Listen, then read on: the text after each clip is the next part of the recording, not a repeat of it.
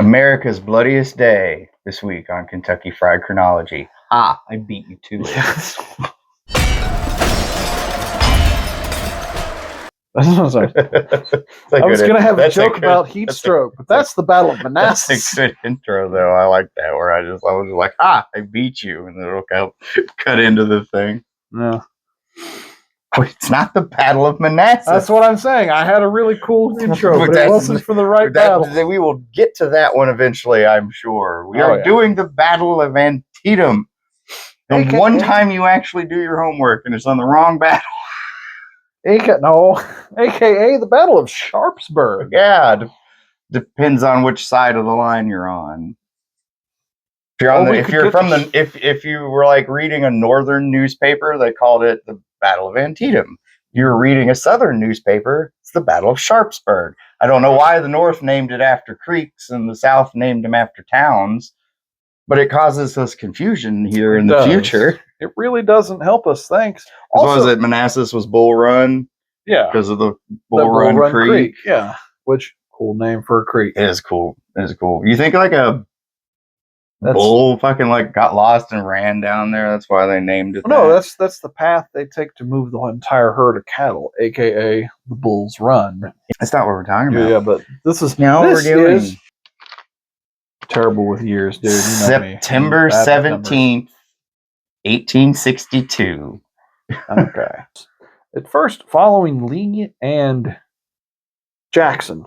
Damn it. Bad with names too, apparently. First, following Lee. There's a third guy. And not Longstreet. Hey, you were right. It's Longstreet.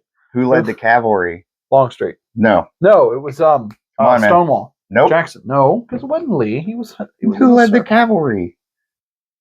Oh, that wasn't Burnside. He's the other side. No, that's the other side. He's quite famous. Oh, Nathan Bedford Forrest. Nope, that is the Western Theater. Damn, man. I'm terrible. Good Lord. This is Jeb Stuart. Okay, there it is. We talked about him in the Military Blunders episode with the Battle of Gettysburg. He's the one that Custer charged against and was like, "Get fucked." And he did. He ran Stuart off. But that's like a year after. Well, not a year. It was like a couple months after this, like 6 to 8 months later. Yeah, in July of 63. This is September of 62, but we got to go back like 2 weeks, right? Yeah, because the Battle of Manassas had been the second one. The second Battle of Manassas. And the Union lost. General Pope's men got ran off by Lee, and after that, Lee's like, all right, we're full invasion. We're gonna invade the North. Right, so he goes on the back foot. Yeah, so he goes and he invades up to Frederick, Maryland, and he's expecting the garrisons at Harper's Ferry and Murfreesboro, because I remember that's a weird name. So there's an M town up here that has a garrison, Murfreesboro, and Lee's expecting when he invades for them to be like, "Oh fuck," and pull back. But they don't. So he's like, oh shit, now I gotta go like deal with them. So he sends Jackson and Longstreet and Walker down there to take Harper's Ferry. He moves off to like barricade the mountain range, South Mountain and stuff to kind of fortify that. Stall McClellan when he finally shows up, because Lee's like, we got time. McClellan moves slow. He's real cautious. He's figured McClellan out by this point. Which is normally true, but unfortunately, McClellan actually got a hold of Lee's orders. He captured a Confederate dude, and it was like wrapped around some cigars and stuff. So he's like, oh, fuck, I've got him. So he moves way faster than Lee's expecting. So the Confederates have to fight these like holding actions at Stone Mountain and fucking somewhere else. God damn it. Don't you hate it when the name of something is gone? Poof. And all at the same time, Jackson's still besieging Harper's Ferry with it's not Longstreet, it's Hill. AP Hill's down there with him. Longstreet is with Lee doing the South Mountain shit. So they have to eventually pull back. So Lee pulls back to Sharpsburg, and around that time Harper's Ferry gets took. So he's like, sweet, Jackson, get your ass up here. He'll make sure everything's secure and meet up with us later. So Jackson force marches up all the way to Sharpsburg and takes command of Lee's left flank. There it is. Trying to figure out. Okay, well, here's the map, right? We got town of Sharpsburg here. There's Antietam Creek meandering up over here. Like they always do. In this weird kind of snake pattern. And then up in the north, you have Dunker's Church, the cornfield, and the sunken road off over here. Which, by the way... Which is where... Hang on. This is all rolling hills, isn't it? Yeah, it's like... it's a lot of cornfield, and there's Westwood and the Eastwood up over here. But it isn't really flat very much. No, not really. It's kind of whooshy. Yeah. Just bad enough terrain to be a real bitch. Give me a second. Which side is General Hooker is for the Union. General Hood is for the South. Okay, so General Hood. That's all right. No, fuck this side of the fight. I'll get to that in a second. But General Hood is up here. Jackson gets there. He's like, all right, I'm tired. I'm going to rest my guys, but the second you need me, let me know, and my boys will be there, right? So him and Hood are like, they've got the right left flank secure up here. I can't remember who's over at Sunken Road, who's in command there. Might be Longstreet. He's posted up there, but like Lee's only got like 40,000 guys to defend all this fucking shit. McClellan shows up. He's got like 100,000 fucking dudes, probably, like 90. He's got a fuck ton of guys, but he thinks that Lee has a bunch way more. No, he thinks he has like. He's been bitching about it the entire fucking war. Every time through, he's like, "Oh man, they got 200,000 guys outside of Richmond, and they only had like 90. There's 90. Yeah, right. But he was. You have 120. Go. I like that Lincoln finally gets tired of him after a while, and it's like he hasn't gotten to the point where he's fired him yet. He's certainly gotten to the point where he's like pissy letter to him of like because he's like, I need more reinforcements. He's like, dude, you have more than enough to do what you need to do. Get it done. Basically, quit being. He tries to replace McClellan before this battle with that General Pope guy, and the poor guy, and then that guy got beat at Manassas, and Lincoln's like, "Well, so much for that plan. I guess I'll give it back to McClellan. He's all I got." Yeah, because on paper, McClellan's a genius. No balls. He is a fantastic logistics general. Like you want him in charge of your supply line. The rear with the gear. He'd be right. That's the guy you want. Like if this was World War II, he would loved all of the logistics stuff. Oh, he'd have went running all the fuel and bullets and everything. Oh, he would have had a field day.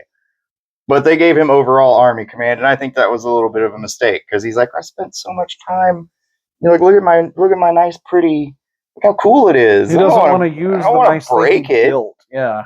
So, but in this one, he ain't got really much of a choice. He knows that this is it. If they lose here, there's nothing stopping Lee from getting to Washington. He has to stop him here, so he's going to have to use his nice, shiny, pretty army that he's drilled and drilled and drilled. So the fight starts up on the left flank about 5:30 in the morning. General Hooker of the Union. Which, you have to really be committed to owning slaves to start shooting somebody at 5 o'clock in the morning over that shit. The Emancipation Proclamation has not happened yet. The war is not about slavery yet. Yeah, it's still kind of a soft war. We're still on the strategy of if we can break the rebel army, that'll be it. Like if we can destroy Lee in the field, we can they'll press on to Richmond, capture it, and negotiate this fight between brothers will be over. Yeah, we preserve the Union stage of the fight. We'll get to because that happens right after this battle. Yeah, but 5:35 in the morning, General Joe Hooker fighting Joe Hooker. You know, like the one guy in McClellan's army who's like, let's get the bastards. Starts this thing, and it goes real good for him for a little while. Like Hood and Jackson, like they have to trade places at one point because Hood's guys get worn out and run out of ammo. Jackson goes in there. His lines almost break.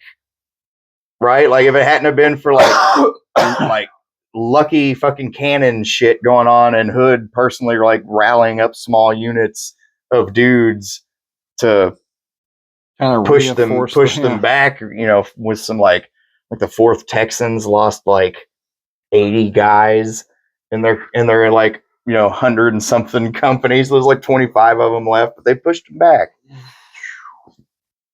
And that goes on until about 10 o'clock, right? Shift over a little bit further. General Sumner is the one who goes and attacks the sunken road. It's only defended by 1 division against like 3 coming at it. So all he's got to do is push. Right? No, he does. All he has to do is push. But the Confederates put up so much of a fight here. They lose like 5,000 guys because they keep like moving brigades in to help reinforce. It almost breaks, but they push it back. They even went on a counterattack at one point, but then they got pushed back to the road because they were like, "Oh, fuck that!" Oh, fuck that! Yeah, pretty much. It was a good idea for a second, guys. Never mind. We didn't have enough momentum. Yeah, but if you go, you can get there's pictures of it. If you look at like their bodies are just stacked on top of each other, all down this fucking little wagon path. But again, the Confederates hold, but just barely. And I feel like if McClellan would have committed his reserves right there, instead of sending them over to reinforce Hooker's division over on the left, if he'd have sent them at the center right then, he would have broke Lee's army in half. But, probably, but hindsight. It's all nice being able to say this, 100 and something years later, right. 200 Hooker years was later. Probably requesting reinforcements by that point anyway. Oh yeah, that's why Sumner's 12th Corps was sent over there. Right. So again, but hindsight's 2020. But there's a third stage to our big grand battle, and it's off over the far south. On the far right, and it is by this point it's about 11 o'clock. This is Pope for the north, right? This is where Pope's at. It's Burnside. This is General Burnside on the right flank with the bridge. Oh, right. Never mind. General Pope has already been relieved of command. General Pope's not on the left at this point? No. Oh. He's been he lost Manassas and got removed. I thought the army was given back to McClellan. He got demoted. The Army of Northern Virginia that Pope was in command of got assimilated into the Army of the Potomac, and McClellan was given overall command, and Pope was sent back to Washington. Oh, okay. And the men were super happy about it because they loved the guy. They're like, he knows what he's fucking doing. We've always got food. We've always got bullets. Which, again... But then when the shooting starts, it's like, no balls. No, that's not what it was. It's just he took too long to make decisions. He was too cautious. It wasn't that he was a pussy. He was just, I want to make sure, that kind of commander. He'd scout for 2 hours before committing anything. Yeah, that's which is what at the Richmond is what got him in trouble. Yeah, you got 45 minutes tops. He'd spend half a day scouting Lee's position the whole time Lee was reinforcing his army. Which is why later on Lee was like, that motherfucker's going to move slow. And he was super surprised when he was like, oh, fuck, he's assaulting Stone Mountain. Which we're over here if you're trying to lull your enemy into a false sense of security. It helps when you find their plans, too. But again, even with the plans, I still feel like he moved too slow. I was quick for him.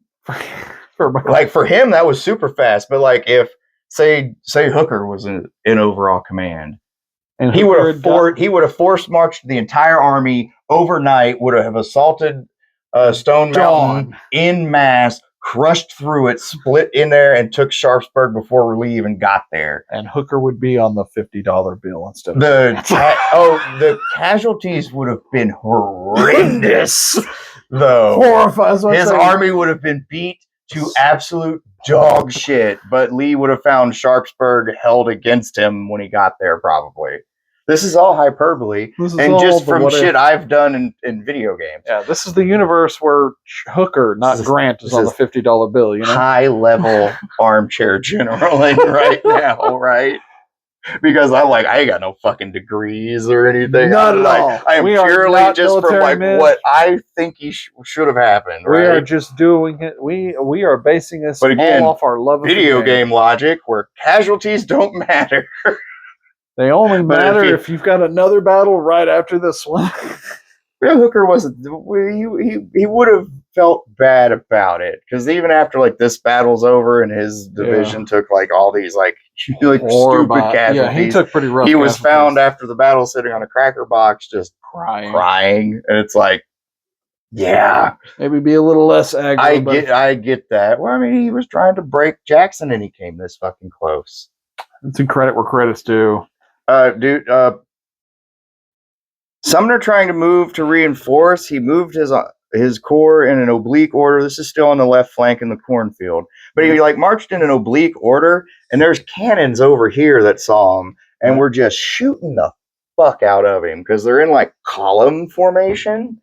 So this is a huge target. So like he got killed, I think, like the General Sumner. I think he died. So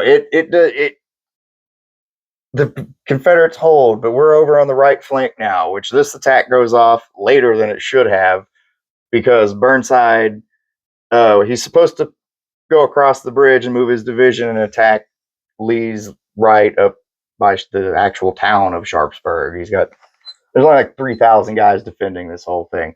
Colonel Toombs and his regiment is right by the bridge, like 400 of them, like 12 cannons, and they're going to hold it for all they're worth. And the 20th Georgia are down by the little ford that I can't remember the name of. It starts with an S.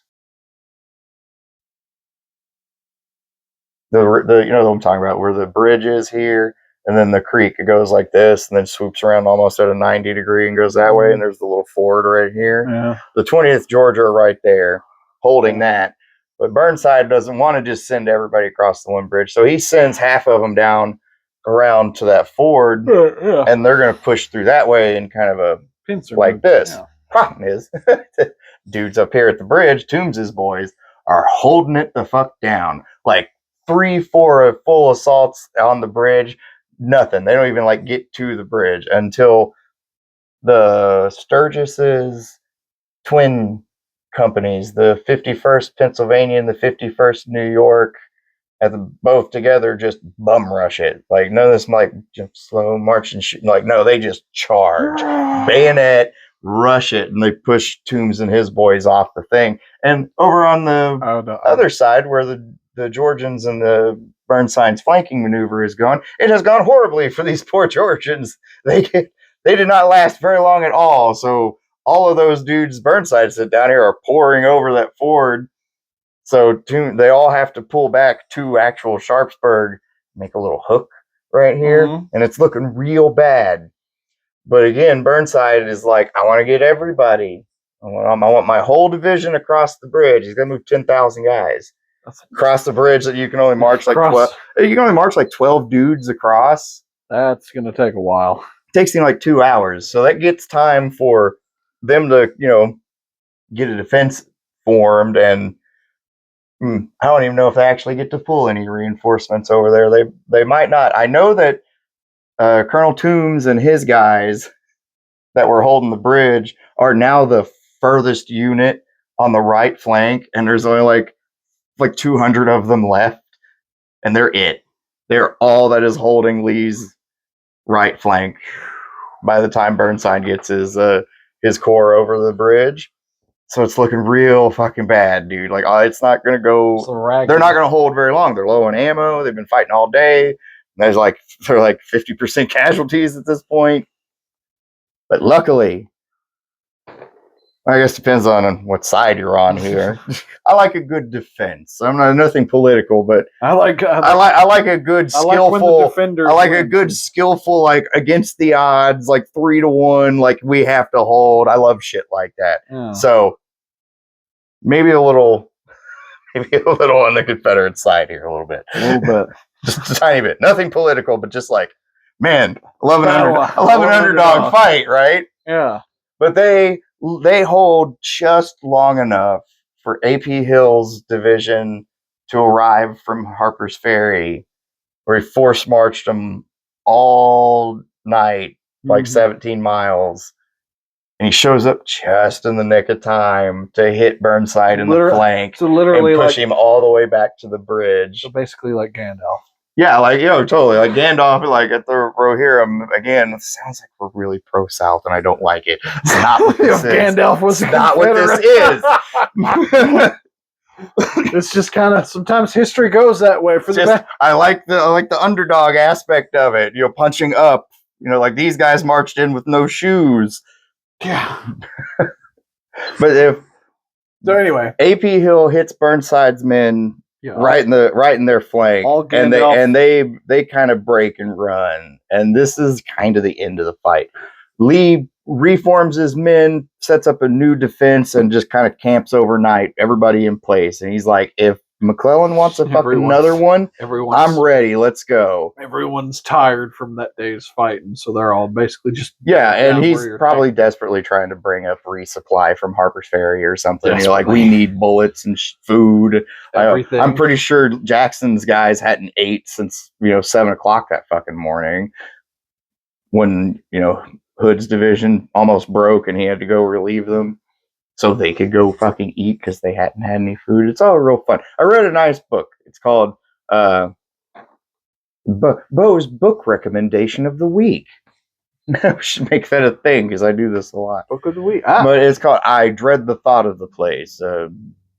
Description of the Battle of Antietam. It is 45 hours long. About one battle. On Antietam. No, you are not joking. Dude, I was on chapter like 5 or 6. We're still in the fucking cornfield. It's like 7:30 in the morning. I'm like, I've been listening to this for hours. I feel like I know every single soldier on this side of the fight. Please tell me something else. So if you want a super in-depth, like I'm talking like descriptions from like dudes on the ground riding home, like he'll read you letters of like dudes and all the reports of like lieutenants and that was it. That's another thing. Go. That's what I'm saying. I remember the generals play-by-play. I want to know what the generals are doing, and kind of. This guy gives you both. I'll put a picture of the cover of the book in case anybody wants to go find it. It was really good, real in depth. Be ready. That's what. Remember in the beginning, I was talking about the Jacksons, and I was saying I'll get to that. Okay, I forgot to mention this. They're on the left flank, right? In the fight, there are 3 different Jacksons. There's Stonewall, the one we all know. Yeah. There is a Colonel Jackson, who I think is his cousin or something. Cool. And there's also, and I only know this from the book because it kept going back to him in the book talking, and it would confuse me. There's also a Lieutenant Jackson. So in this one fucking cornfield, like a 2-mile stretch, there are 3 Jacksons that you got to keep fucking track of, all in command positions, moving soldiers around. Right? I'm like, all right, god damn it! Especially when the narrator doesn't say their rank in front of it; he just says Jackson. Because at one point he was talking about Lieutenant Jackson and what he was doing. His regiment's colors kept falling, so like he sent another guy to go get him, and then that guy immediately got shot, and then he did it like 3 times, and they kept getting shot, and he was like, I couldn't send another one, so he goes and grabs them, and then he gets shot like in the hip, right? Like I didn't have the heart to send a 4th man to his death. Right, but then it cuts over to Stonewall Jackson and what he's doing, but the guy doesn't ever say General Jackson, he just keeps saying Jackson. So I'm like, wait, I thought he was dead. He just took a huge shrapnel round in the hip and got carried back. Like, which Jackson are we fucking talking about? Right. There's the Jackson 5 over there. Fucking ABC, easy's 1, 2, 3. Kill the Yankees. That one's gonna be a short. It's gonna get us canceled. Why? could possibly be upsetting about that? The fact that you actually do a passable young Michael voice. Oh, thanks. I had to pinch my left testicle while we were doing that. It's too much information. I did not need to know that, buddy. Oh, so. But McClellan does not. McClellan, in typical McClellan fashion, does not be aggressive. And again, this was his second chance, if he had. But because even with AP Hill reinforcing, and it was just super timely that he showed up, that managed to end this day's battle, still only like 12,000 guys. Right? Lee's sitting at like 30,000 dudes out of the 60 he showed up with almost, or 45. I don't know. They lose close to 10,000 fucking dudes in this battle, wounded and dead, right? So do the Union. Like the overall casualties are like 22,000 wounded and dead. I'm just kind of. This is the bloodiest fucking day in American history. Still, this is man-made catastrophe. This is worse than the Somme. This is the only thing. The only battle. Shit! It actually. The only battle. 16-something thousand. We weren't there, or no? We weren't. That was the British. It's their worst day. Yeah. This is ours. And the Stalingrad is the Russians. The Somme, 16,000 in a single day. In like 6 hours. Surely one of their civil wars had a battle that would have had more deaths. Battle of Towton was only 13,000. What the hell were we talking about? Battle of Antietam was. We were waiting for. Oh, McClellan did not. He denied. He denied to give battle again, is the words I'm looking for. So that gave Lee time to retreat across the Potomac and back into Virginia. And we're kind of back where the fuck we started. It was really... Lee's army is posted up around Virginia, and McClellan's army is posted up outside of Washington. Tactically, nothing changed. It is a tactical draw, I would call it. Strategically, I feel... bloody one, too. Strategically, I feel we got to give it to the Union, though. Simply because attrition hurt the South more. Hang on. Because I almost forgot to do this. This is great. Strategically, it was great because it was enough of a victory that Lincoln was like, okay, now I can do the Emancipation Proclamation. And when he did that, whatever support they were going to get, the South was going to get from England, died. Because they were going to get some from France, too. Because, hard to support the guy who's for slavery when they're fighting people who were trying to end it. Yeah. So on a strategic level, I feel the Union. Chaps, what do you say we just plant more of that cotton in India? Yeah, that's exactly what they did. Like the South was like really banking on that too in the negotiations. Really they would not. They were really hoping that England uses our cotton all the time for their textile mills. If we threaten to cut that off, they'll maybe be more. And England was like, "Nah, we're just going to start growing it in India and remember we have colonies. Did you forget about that? So we're just going to. There's a lot of places in the Bahamas. Opium's not profitable yet, so we're not growing it in India yet. So they just found new ways to get fucking cotton and just kind of was like, now what do you got, Confederacy? So their only option was they had to win a big battle. Right.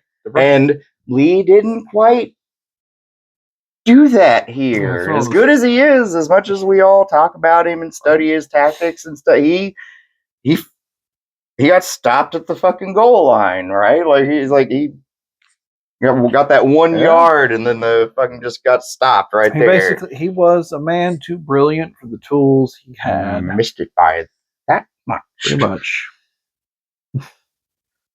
But now that changes the whole scope of the war, right? Because before it was kind of preserve the Union, bring them to the table, beat their, kind of defeat the rebel army and do that. Now it's like, nope, now we're going in, we're going to change your entire way of life.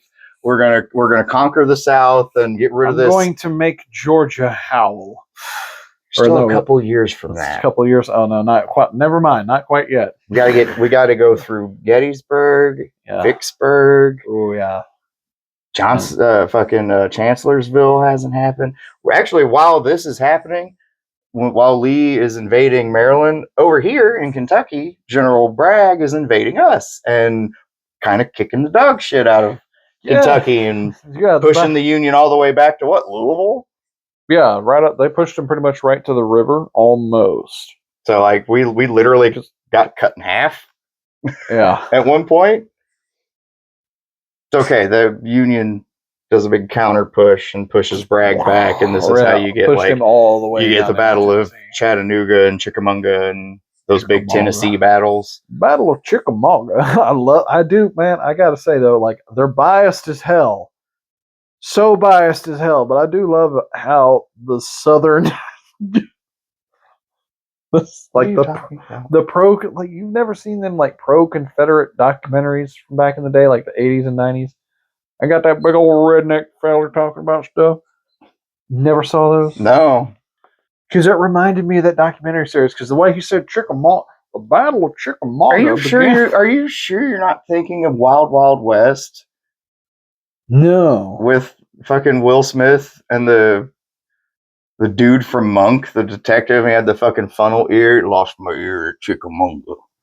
And then drips the earwax out of it. Shit, you might be right. I think that's what you're talking about. No, because I remember it being kind of a fat guy saying it, but he said it almost exactly the same way. Yeah, I know who you're talking about. I remember that movie. Everyone shit on that movie. I thought that movie was fun. I like bad movies. I was all about it. It was a good bad movie. It knew it was a bad movie. Hayek booty shot when she's wearing the fucking the bustier and like the I'm talking there. She's on the train, right? And she comes out and she's wearing the fucking like pajamas, but it's the one with the like flap on the butt and the flap is undone. Yeah. And it's just full booty shot when she's walking away. It's like, yeah. My favorite part of the movie. Fuck the rest of it. Yeah. No, the rest is no, dude. There's a giant mechanical spider fight at the end. Funniest shit about the giant mechanical spider. The fucking director of that movie was supposed to do fucking Batman or something, some other movie. Oh. And he wanted him to fight a giant mechanical spider, and the studio was like, no. And then he went to do like another movie, and he's like, I want him to fight a giant mechanical spider. And they're like, no, what the fuck? And then finally he gets Wild West, and he gets his giant mechanical spider. Then everybody hated it. I'm like, no, come on. That was that was one of the movies that made me really like Will Smith for a good long time. I liked fucking Independence Day. That's a good one. Yeah. I'm trying to think of another good Will Smith movie, and I'm having a hard time. Hitch Men in Black. Funny. Men in Black is good. Hitch was funny. It's more of a. I think we're done. We're talking about fucking Will Smith movies. Yeah, we're off in the weeds. Yeah, Battle of Antietam was a dark day. And definitely one of the days that needed to be covered. It did shift the initiative of the war kind of in the Union's favor. Yeah. It made the South realize the South was kind of like for the next like 9 months on a strictly defensive footing until Gettysburg, where Lee's like, I gotta invade, I gotta do something. Right. And then he lost again. He kind of repeated himself.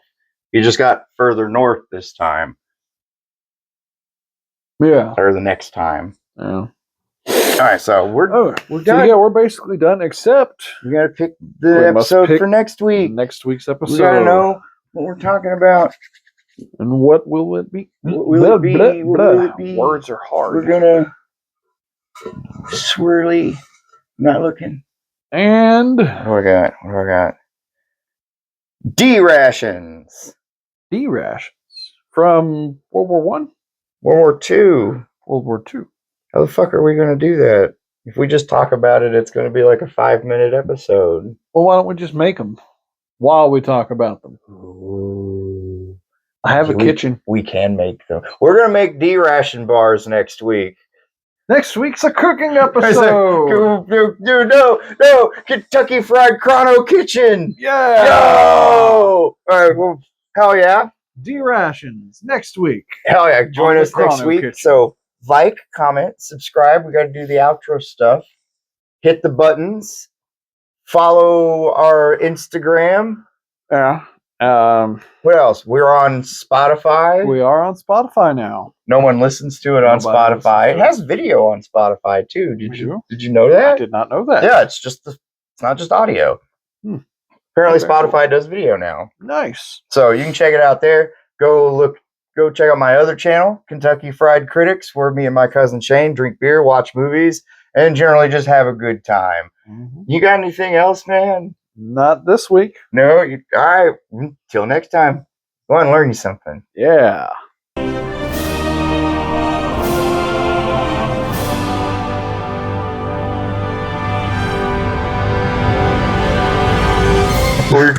We're gonna mess up your kitchen. Oh, we are so bad. Yep. Chocolate barely better than boiled potatoes. I went to culinary school. I can pull this off.